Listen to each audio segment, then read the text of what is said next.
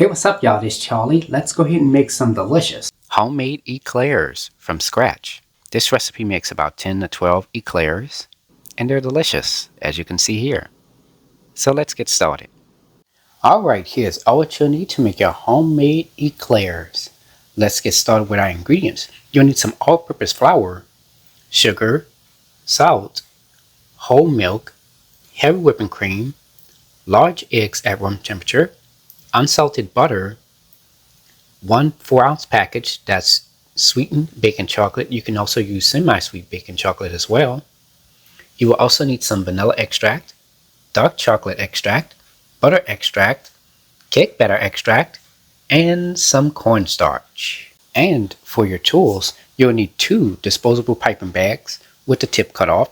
You will also need a coupler with the Wilton number 230 tip, a mesh strainer, and to bake your eclairs, you will need some Baker's Joy non-stick baking spray. Now, if you don't want to use this, you can use some parchment paper and an 11 by 17 inch baking pan.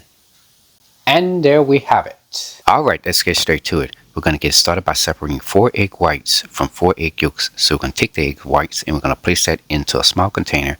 We're going to take the egg yolks and we're going to place that into a separate bowl. Now, in the same bowl with your egg yolks in it, you're going to add 3/4 cup of sugar and 1/8 of a teaspoon of salt. You're going to take a whisk and mix this vigorously for about 30 seconds to 1 minute until the mixture reaches a pale yellow color, like how you see here. Okay, let's make the thickening agent. So in this large measuring cup, I've added 1/2 cup of whole milk at room temperature, and to that I'm going to add 1/3 cup of cornstarch. I'm going to take a whisk and I'm just going to give that a quick stir until combined. Preheat your fire to medium heat. Alright, let's get started with heating our milk. So in this medium-sized 4-quart pot, I let it get hot for about 1 to 2 minutes. Next, we're going to add 2 cups of whole milk right on in there. And we're going to give this a quick stir. Let this get hot for about 4 to 5 minutes. Alright, it's been about 4 to 5 minutes and our milk should be nice and hot. Now you're going to go ahead and turn your fire off. Alright, let's temper the eggs. We're just going to add a little bit of the hot milk in there, just a small amount to loosen that up. And just mix that together. Next, we're going to add the hot milk in here 3 separate times. And we're doing this because it tempers the eggs. That means that you add the hot milk into the mixture and it'll prevent the eggs from overcooking or turning into scrambled eggs. Now, after each time you add the milk, just continue mixing that in. Now that we have that nice and mixed in, next we're going to add our cornstarch mixture, our thickener that we made earlier. We're going to pour that right on in there and continue mixing that in. Preheat your fire to medium heat. Alright, let's heat and thicken our custard mixture. So in this medium-sized 4-quart pot, I let it get hot for about 1 to 2 minutes. Add your custard mixture right on in there. Take a wooden spoon and you're going to stir this continuously for 4 to 5 minutes or until the custard thickens. Now, at first the custard may appear to curdle, but once you keep stirring it, the curdling will go away. So the curdling is not a sign that it's turning into scrambled eggs, so don't worry about that. Alright, and as you can see, our custard is nice and thick, and that's exactly what we're looking for. And this is how it looks here. I'm going to give you a little spoonful and show you. As you can see, there's no scrambled eggs or anything in there like that. That's exactly what we're looking for. Now you're going to go ahead and turn your fire off. Add your thickened custard mixture into this medium-sized bowl. Add 2 to 3 teaspoons of vanilla extract, 1/4 teaspoon of butter extract, and 1/2 teaspoon of cake batter extract. Stir all your ingredients together. This is going to give our custard a wonderful flavor. Take some plastic wrap and you're going to place that directly on top of the thickened custard.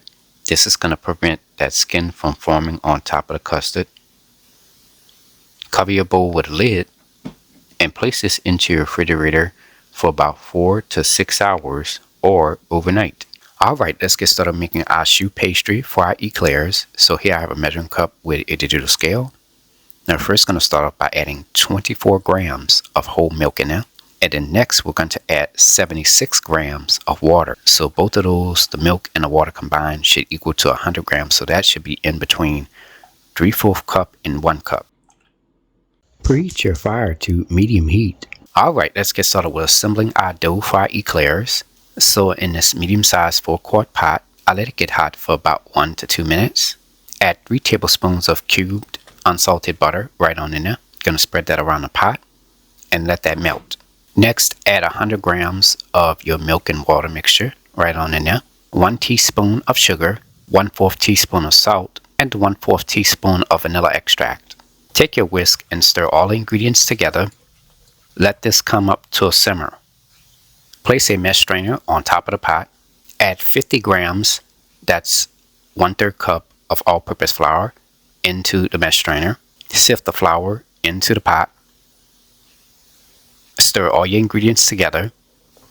Now as you're stirring the mixture will start to come together, and it will kind of resemble mashed potatoes in a way. As you can see here, this is how it looks here. Alright, now at this point, you're going to stir the dough continuously for about 1 to 2 minutes. We want the dough to get nice and hot. Alright, that looks good. Now you're going to go ahead and turn your fire off. Alright, let's mix the dough. So in our stand mixer bowl fitted with the paddle attachment, you can also use a hand mixer as well. Add your dough into the stand mixer bowl. The dough at this point will still be very hot. That's exactly what we're looking for. Mix the dough on a medium-high speed for about 1 minute. This is going to allow some of the steam to escape. Next, you're going to add your room temperature eggs in there. You're going to add your eggs in one at a time. Then wait till it's fully incorporated. Then you add the next egg and so forth. Okay? So we're first going to start off by adding the first egg in there. And we're going to mix that until combined. Because at first it's going to appear curdled. Then it's going to come together again. Once the dough comes together again, then next you're going to add your second egg in there. Now to help incorporate the batter, you always want to make sure you stop your mixer and scrape down the sides of your bowl. Alright, here I have the third egg. Now the third egg, I whisk that together first because we're not adding the whole egg in here. Okay, we're going to only add about half of that egg in there. So next we're going to just slowly pour half of the third egg into the mixing bowl. Once done, you're going to let this mix on high speed for an additional 1 to 2 minutes. Alright, our dough is done. Now this is the texture that you want to look for here. The dough should be thick yet slightly runny.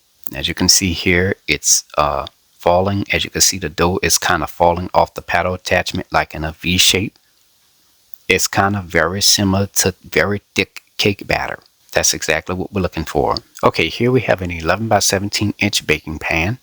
We're going to take some softened, unsalted or salted butter, and we're just going to spread that around the baking pan. Line a sheet of parchment paper into the baking pan. Now I'm going to go ahead and preheat my oven to 425 degrees. Alright, here I have a disposable piping bag with the tip cut off. Now the hole on the piping bag should be no bigger than about 5/16 of an inch in diameter. Okay, next we're going to add the disposable piping bag into a large cup. Add your dough into the disposable piping bag. And from there, our dough is ready to be piped.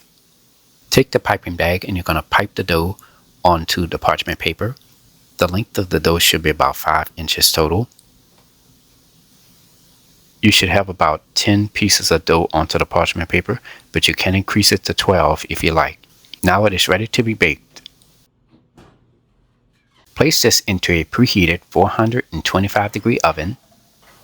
On the bottom rack, do not open the oven door at any point during the baking process. Very important. Bake this for 18 to 20 minutes. Alright, it's been about 18 to 20 minutes now, and our choux pastry is done. Now at this point, do not open your oven door just yet. Let this cool in the oven for 15 to 20 minutes. Alright, it's been about 15 to 20 minutes now. I'll let it cool for about 20 minutes. Now we're going to go ahead and remove this out of the oven. And from there, you're going to let the pastries cool completely. Okay, next we're going to take each of our pastries and we're going to turn it over. And this is the bottom here. Now we're going to take our decorating tip and we're going to insert 3 holes into the bottom of each pastry. Alright, here we have a disposable piping bag with the tip cut off. Now we're going to insert the coupler into the piping bag. Next, you're going to take the Wilton number 230 tip and you're going to place that on top of the coupler. From there, take the coupler nut and screw that in place. And there we go. Here's our pastry cream. Just going to remove that plastic wrap off of there and give this one last final quick stir. Add the disposable piping bag into a large cup. Add the pastry cream into the piping bag. And from there, it's ready to go.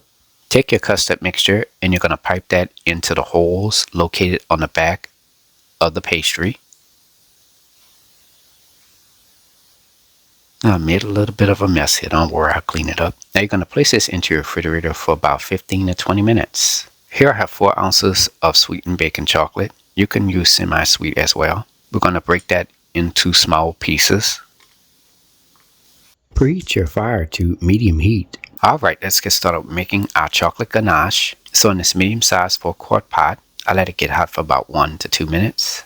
Add a half a cup of heavy whipping cream, 2 teaspoons of sugar, a half a teaspoon of vanilla extract, and 1/4 teaspoon of dark chocolate extract. Stir all your ingredients together. Let this get hot for about 3 to 4 minutes. Now you're going to go ahead and turn your fire off. Add your baking chocolate in there. Wait for about 3 to 4 minutes or until the chocolate melts. After the chocolate melts, you're going to give this a quick stir. Once done, your mixture should be nice and smooth with a gloss. And from there, the chocolate ganache is now done. Let this cool for about 15 to 20 minutes or let it cool completely. Alright, let's get started with dipping our eclairs. We're going to take our eclairs one by one and we're going to dip it into the chocolate with the top portion of the eclair facing down into the chocolate ganache. Just going to move that around in there and remove it out of the chocolate ganache. Once you finish from dipping your eclairs, you're going to place them onto a serving dish. You're going to wait about 5 minutes. And after that, the eclairs are ready to be served. And there you have it, homemade eclairs made by a New Orleans native. If you like my channel, hit the subscribe button, hit the bell button if you want to be notified of my videos. I have an official website for all of my recipes, including for these delicious eclairs. Go to www.charliethecookandrews.com. I'm also on Facebook, Instagram, and on X, formerly Twitter, under the name Charlie the Cook Andrews. And stay tuned, Charlie's Taste Test is coming up next. Now I'm going to go ahead and give this a try.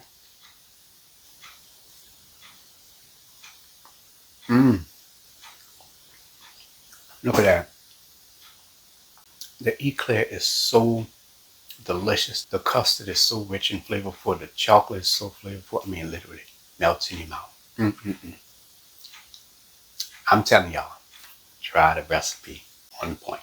Anyways, I hope you all enjoyed the video. Thank you so much for watching. And until next time, have a good one. Peace.